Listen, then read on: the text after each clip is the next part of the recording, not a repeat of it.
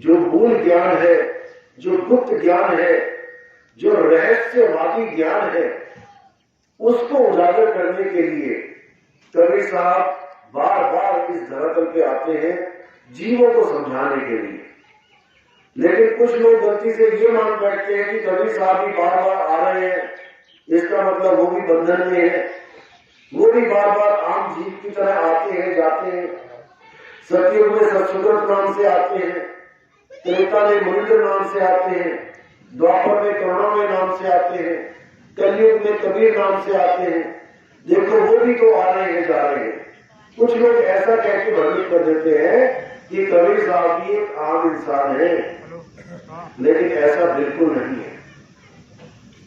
कबीर साहब इस दुनिया में आ रहे हैं, वो हमारी खातिर आ रहे हैं, नहीं तो उनको आने की जरूरत नहीं है। वो तो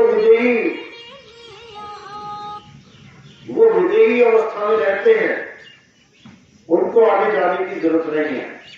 लेकिन हमें इस अज्ञानता की नींद से जगाने के लिए, हमें जन्म मरण के चक्कर से मुक्ति दिलवाने के लिए वो इस धरातल पे आते हैं और एक गुरु का रोल अदा करते हैं, एक संत महात्मा का रोल अदा करते हैं।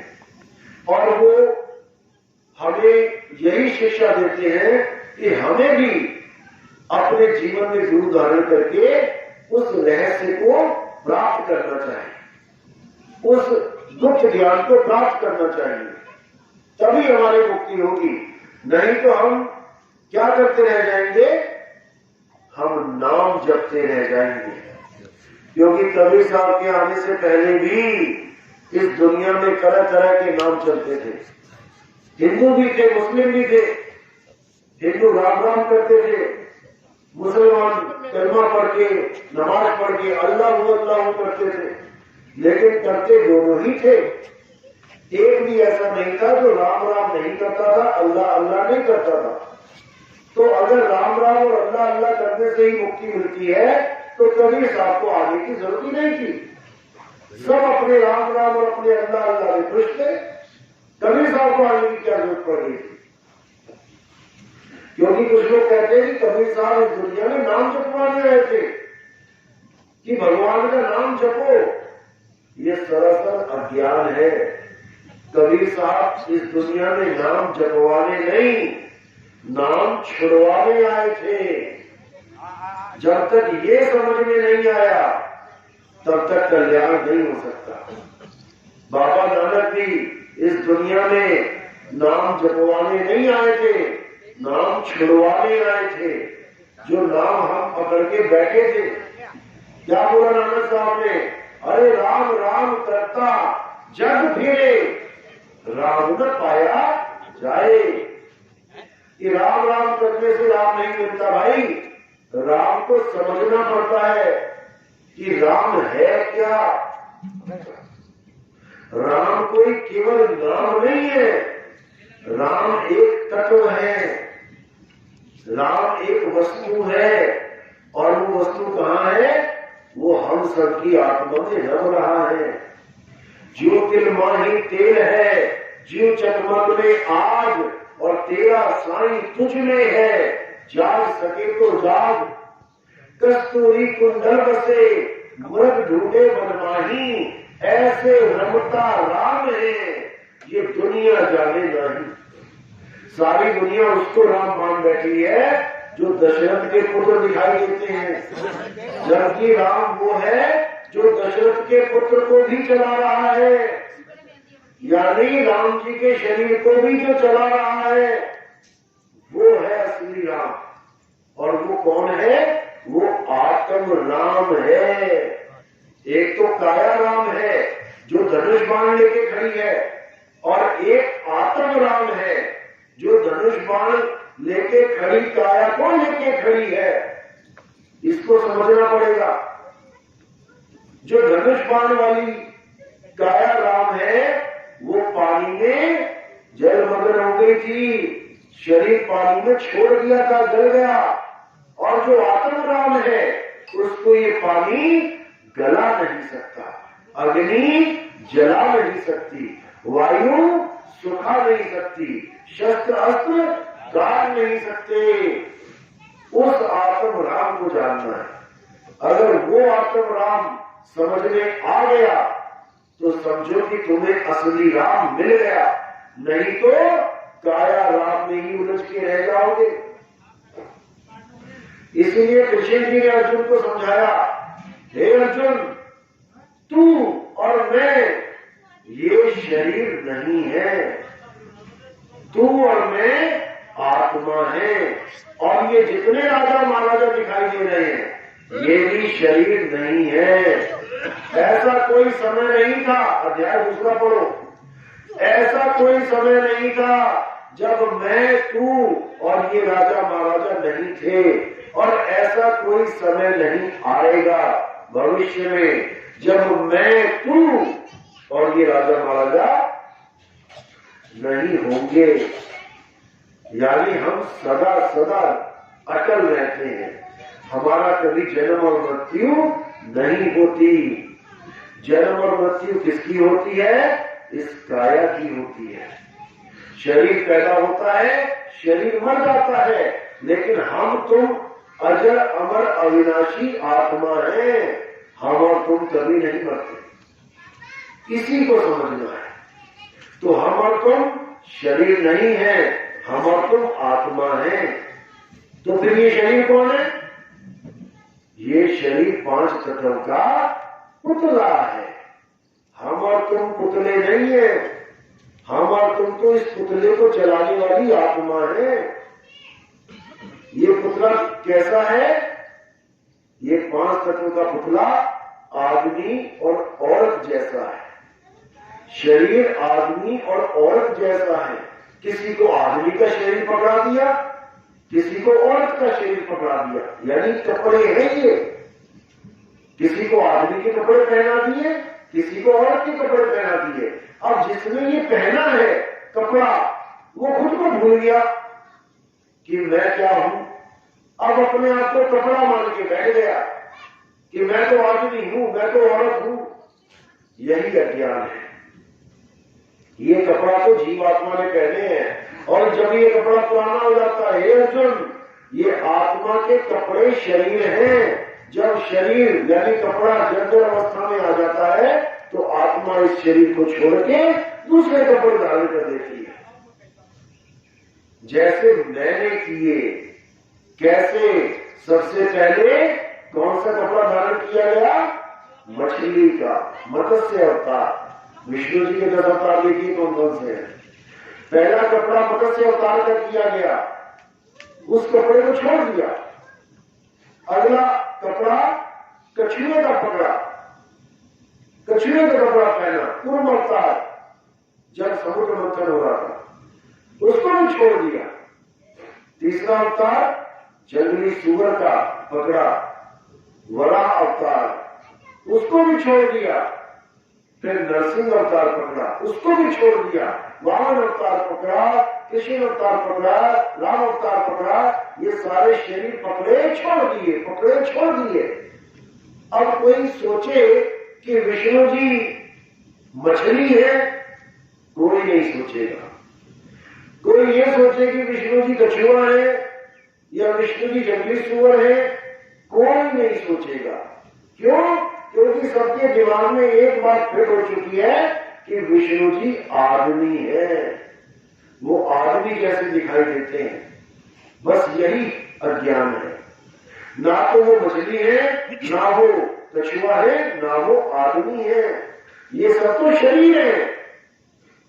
तो विष्णु जी है क्या? विष्णु जी एक आत्मा है, कृष्ण जी एक आत्मा है, राम जी एक आत्मा है, हनुमान जी एक आत्मा है। लेकिन हम आत्मा को तो ना जान के केवल शरीरों की पूजा में लग गए, इसलिए हमने दुनिया भर के मंदिर मस्जिद बना दिए। अगर हम आत्मा की पूजा में लग जाए, हे अर्जुन, इस दुनिया में पूजनीय केवल सत्य है, और सत्य आत्मा है। आत्मा के अलावा सब झूठ है, सब नाश हो जाता है। ये धरती, आकाश, पाताल, हवा, पानी, ये सारे शरीर, ये मंदिर, मस्जिद, गुरुद्वारे, ये सब नाश हो जाएंगे एक दिन। टूट जाएंगे, क्योंकि इंसान ने बनाए हैं, टूट गए। लेकिन जो असली चीज है, जो कभी नहीं टूटती, जिसका कभी नाश नहीं होता, वो केवल और केवल आत्मा है। इसीलिए अगर तुम सत्य को पाना चाहते हो, आत्मज्ञान को पाना चाहते हो, तो तुम्हें कहां जाना चाहिए? अध्याय 4 34वां श्लोक। हे अर्जुन, किसी ऐसे गुरु की शरण में जा जो तुझे तेरा ही ज्ञान करवा दे, जो तुझे तेरा ही बोध करवा दे, जो तुझे तेरी आत्मा का ज्ञान करवा दे।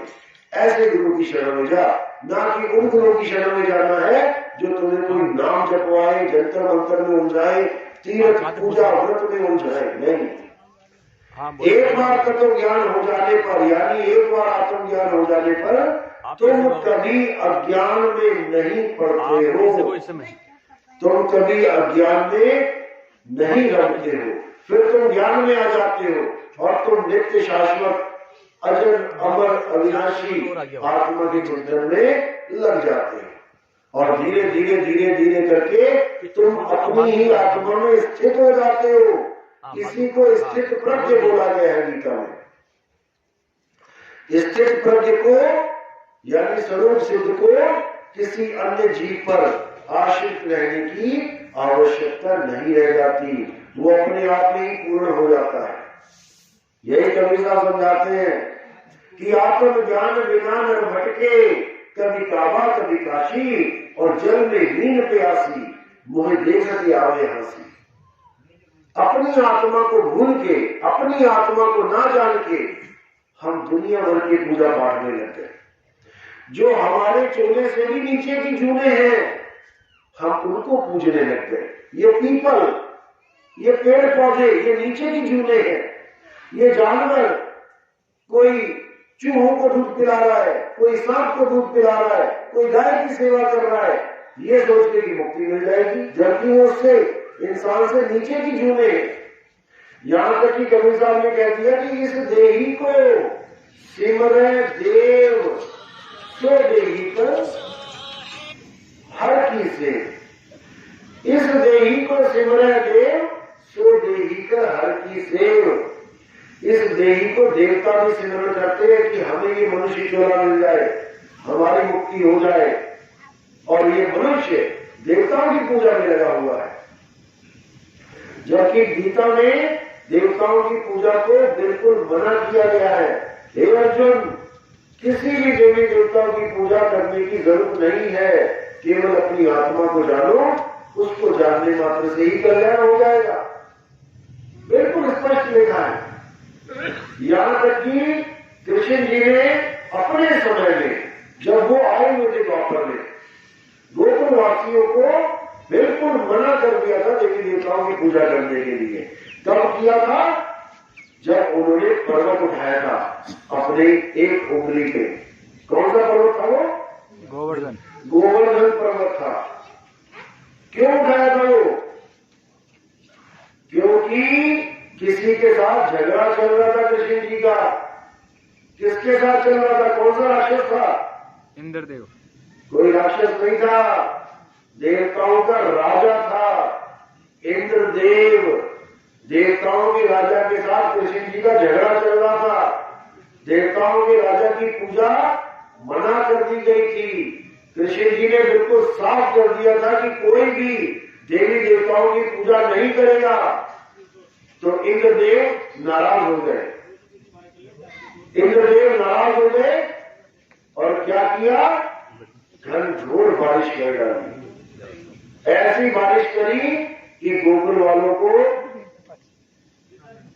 ऐसा लगने लगा कि अब मृत्यु आ गई, कि अब नहीं बचेंगे। तब उन लोगों को बचाने के लिए कौन उनकी जान का दुश्मन बन गया? देवता या राक्षस? देवता। देवताओं का राजा उनकी जान का दुश्मन बन गया, जिनकी आज पूजा करवाई जाती है। अगर आज के समय में भी कृष्ण जी होते तो हमें रोकते कि बेटा देवताओं की पूजा नहीं करनी है। उस समय रोका तो आज न रोकते, लेकिन हमारी समझ में नहीं आ रहा। हमें लगता है कि हमारा धर्म तो तब चलेगा जब हम देवताओं की पूजा करेंगे। जबकि ये बिल्कुल उलट कर रहे हैं हम। कृष्ण जी को पहाड़ उठाने की जरूरत ही ना पड़ती अगर तुम्हें देवताओं से ना बचाना होता तो। इसलिए ना देवताओं की पूजा करनी है ना दैत्यों की पूजा करनी है। किसकी पूजा करनी है? आत्मदेव की। गुरु ग्रंथ साहब ने साफ लिखा है, आत्मदेव पूजिए गुर के पाए सुहाए। अगर किसी की पूजा करनी है तो केवल आत्मदेव की पूजा करो। लेकिन सबसे बड़ी दुविधा ये है कि बंदा सोच में पड़ जाता है कि देवी देवताओं की पूजा तो ठीक है, खाली नुमाई कर ली, अब ये आत्मदेव की पूजा कैसे होती है? क्योंकि आत्मा तो दिखाई नहीं देती, क्योंकि उसका कोई रूप रंग ही नहीं है। जैसे पंखे का रूप रंग है, दिखता है, लेकिन जो पंखे को चला रहा है करंट, उसका रूप रंग ही नहीं दिखाई देता, तो उसकी पूजा कैसे करें? इसीलिए गुरु धारण किया जाता है, नहीं तो गुरु धारण करने की जरूरत है ही नहीं। जो गुरु ने तुम्हें मंत्र दिए हैं उससे ज्यादा तुम लेके बैठे होगे। गुरु जी ने तुम्हें एक नाम दिया, राम जी राम राम करो, तुम्हारे पास राम जी के 108 नाम होंगे, क्या पता किताबों में लिखे होंगे। गुरु जी ने तुम्हें एक मंत्र दिया ओम नमः शिवाय, तुम्हारे पास 1008 नाम पड़े होंगे शंकर जी के। गुरु जी से ज्ञानी तो तुम ही हो गए। गुरु से नाम नहीं लिया जाता, गुरु से नाम छुड़वाए जाते हैं कि गुरु जी मेरे सारे नाम छुड़वा दो और मुझे आत्म ज्ञान दे दो, तब तुम्हारा जन्म और मरण का ये जो बंधन है टूटेगा, अन्यथा नहीं टूटेगा। जितने मर्जी नाम जपते रहो, शायद कहते कोटि नाम संसार में, यानी करोड़ों नाम संसार में, इनसे मुक्ति ना होए और गुरपत नाम सतपुरुष का पूज्य बिरला हो। सतपुरुष कौन है? सत्य ही सतपुरुष है। और सत्य क्या है? हे अर्जुन, इस दुनिया में दो प्रकार के तत्व हैं, एक असत तत्व है और एक सत्य तत्व है। असत तत्व तो शरीरों को मानो और सत्य केवल और केवल एक आत्मा को मानो, केवल आत्मा को। बस सारी गुत्थी सुलझ जाएगी, सारी कहानी सुलझ जाएगी। जितना भी अज्ञान इस दुनिया में, जितना भी अज्ञान इस दुनिया में भरा पड़ा है वो सारा खत्म हो जाएगा। यही मुसलमानों का भी सार है। ऐसा नहीं कि ये ज्ञान केवल हिंदुओं के लिए है। इसी आत्म ज्ञान को समझाने के लिए, इसी आत्म ज्ञान को समझाने के लिए अल्लाह ने आदम अलैहिस्सलाम का सजदा करवाया सबसे, खुद होते हुए सबसे बड़ा, फिर भी अपनी बनाई हुई एक मिट्टी की मूर्ति, एक आदमी का, सब जिन्नों को, सब फरिश्तों को सजदा करवाया। करो सजदा इसको। क्यों? क्योंकि इसको आम आदमी मत समझ लेना कि ये केवल मिट्टी का पुतला है। इसमें जो आत्मा स्थित है उसको जानना है। वो मेरा ही रूप है, वो मेरा ही रूप है। अगर मुझे ढूंढना है तो आत्मा को सजदा करना, शरीरों को मत करना। इसीलिए मुसलमान किसी शरीर को सजदा नहीं करते, किसी भी शरीर को नहीं सजदा करते। लेकिन जितनी बार नमाज पढ़ते हैं 2 बार सजदा करते हैं। एक बार आदम अलैहिस्सलाम के नाम पे और एक बार अल्लाह के हुक्म के नाम पे। अल्लाह को हर मुसलमान यहां से लेके हर देश तक 2 बार सजदे करता है नमाज में, लेकिन समझ नहीं पा रहा कि मैं 2 बार क्यों कर रहा हूं। जिस दिन उसको समझाने वाला कोई गुरु मिल जाए, कामिल मुर्शिद मिल जाए, उस दिन हर मुसलमान की मुक्ति हो जाएगी। लेकिन जब तक वो इस ज्ञान को नहीं समझेगा कि खुदा रहता कहां है, खुदा को मान रहा है मुसलमान, लेकिन खुदा को जान नहीं रहा है, क्योंकि खुदा खुद में बसा है। जब तक खुद को नहीं जाना तब तक खुदा को नहीं पाओगे। नाम भी देखो कैसा रखा है, खुदा, खुद से ही बना है खुदा। क्योंकि वो खुदा हमसे जुदा है ही नहीं, बस हम उसको पहचान नहीं पा रहे हैं। इसीलिए कुरान में बोला गया कि जो रूह है वो कभी फना नहीं होती, वो कभी फना नहीं होती। तो फिर तो दो अविनाशी हो गए, फिर तो अल्लाह अविनाशी हो गया, रूह भी अविनाशी हो गई, फिर तो दो अविनाशी हो गए। लेकिन ऐसा नहीं है, उसी रूह में अल्लाह का वास है, लेकिन वो अपने आप को समझ नहीं पा रही है, इसलिए केवल नमाजें अदा कर रही है, बस मान रही है अल्लाह को कि हाँ अल्लाह तू सबसे बड़ा है, अल्लाह तू सबसे बड़ा है। लेकिन अल्लाह है कहां, मिलेगा कैसे, ये कोई नहीं समझ पा रहा। इन लोग को ये समझा दिया गया है कि कोई भी अल्लाह से बात नहीं कर सकता, कोई अल्लाह को देख नहीं सकता, जबकि इनके ही नबी अल्लाह से बात भी करते थे, अल्लाह को देखते भी थे। लेकिन इनको ऐसा समझा दिया गया है कि कोई अल्लाह से मिल ही नहीं सकता, इसलिए ये बेफिक्रे हो गए हैं कि अल्लाह से तो कोई मिल ही नहीं सकता, बात ही खत्म कर दी। ऐसा नहीं है। मूसा अलैहिस्सलाम अल्लाह से बातें करते थे पहाड़ पे चढ़ के, वो कैसे कर सकते हैं, हम क्यों नहीं कर सकते? क्योंकि हमें कामिल मुर्शिद नहीं मिला है, हमें वो अल्लाह का भेद बताने वाला नहीं मिला, इसलिए हम केवल सजदा कर रहे हैं, हम उसकी इबादत कर रहे हैं, लेकिन उसको प्राप्त नहीं कर पा रहे। लेकिन जब तक जीते जी हमने उसको नहीं जान लिया, उसको प्राप्त नहीं किया, हमारे सजदे का कोई मतलब नहीं रह जाता। यानी हम पानी को तो सजदा कर रहे हैं, प्यास लगी है पानी को तो याद कर रहे हैं, लेकिन सारी उम्र हमें पानी पीने को नहीं मिल रहा है, तो क्या फायदा उसका?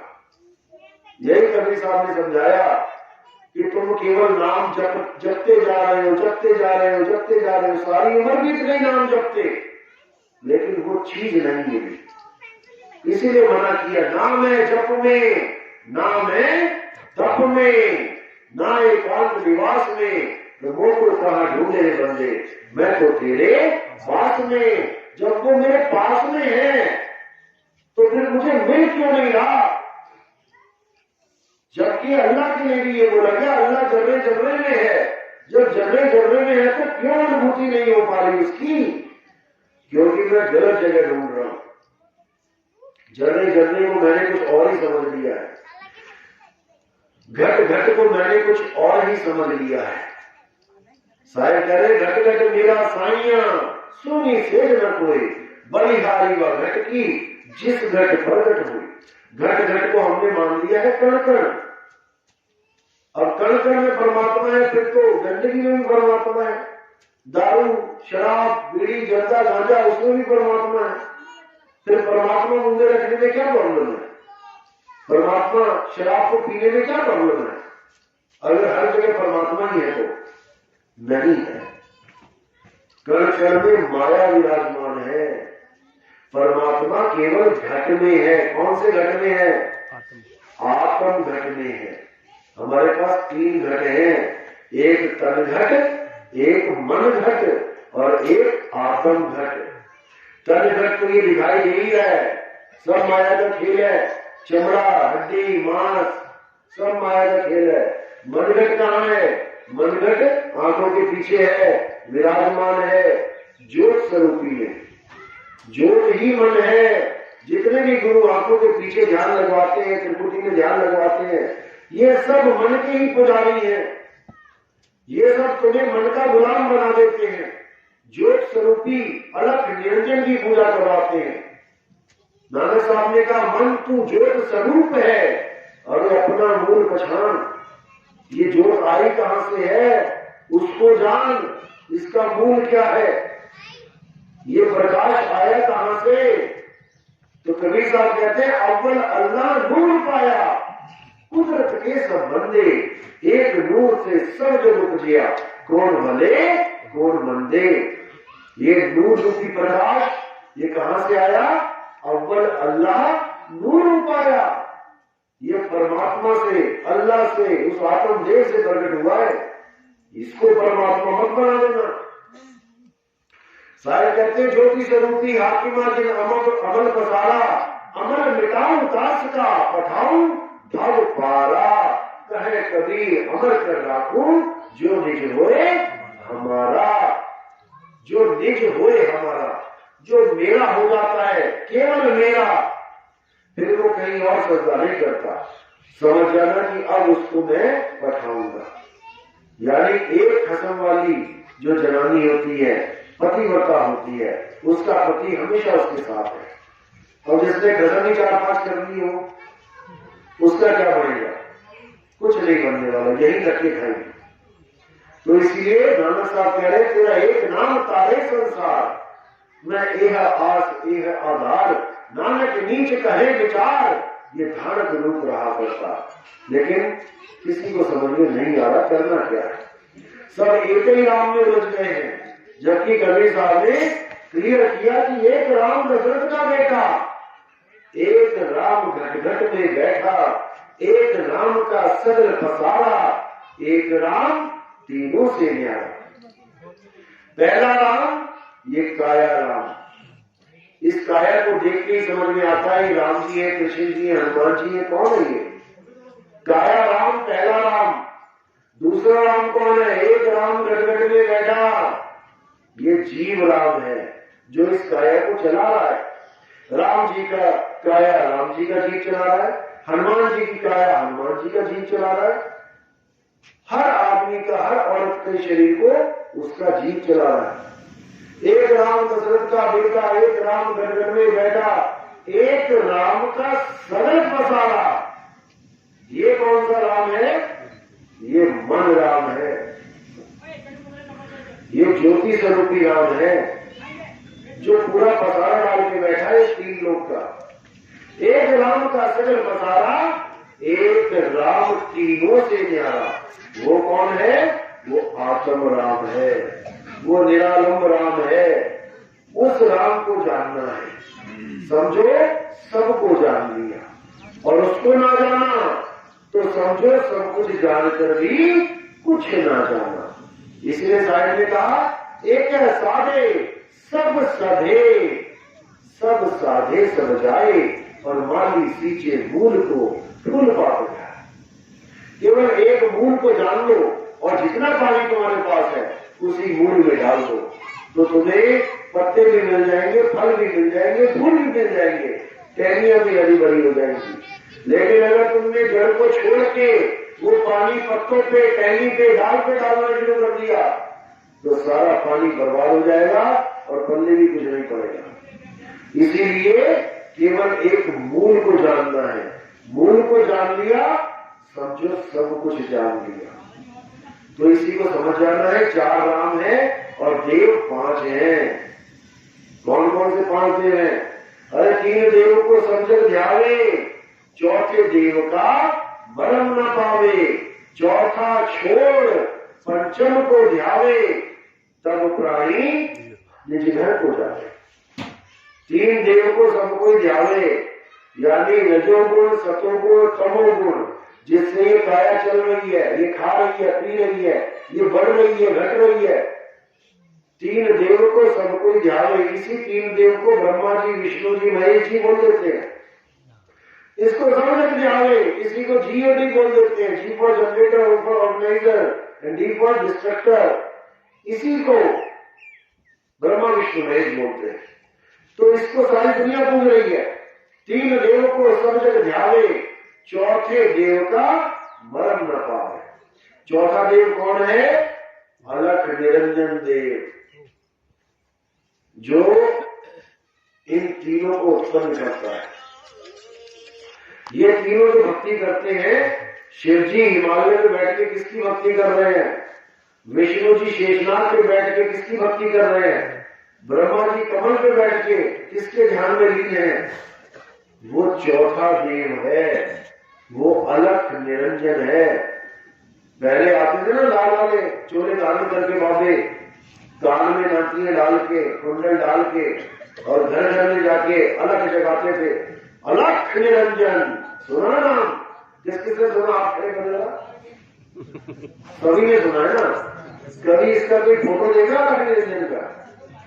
अगर आप अपने शहर की दुकान में जाओगे जो धार्मिक किताबें बेचते हैं, कैलेंडर बेचते हैं, उनको बस इतना कह देना भैया हालांकि निरंजन का कैलेंडर दे दो, वो भी सोच में पड़ जाएगा क्या मांग लिया भाई ने।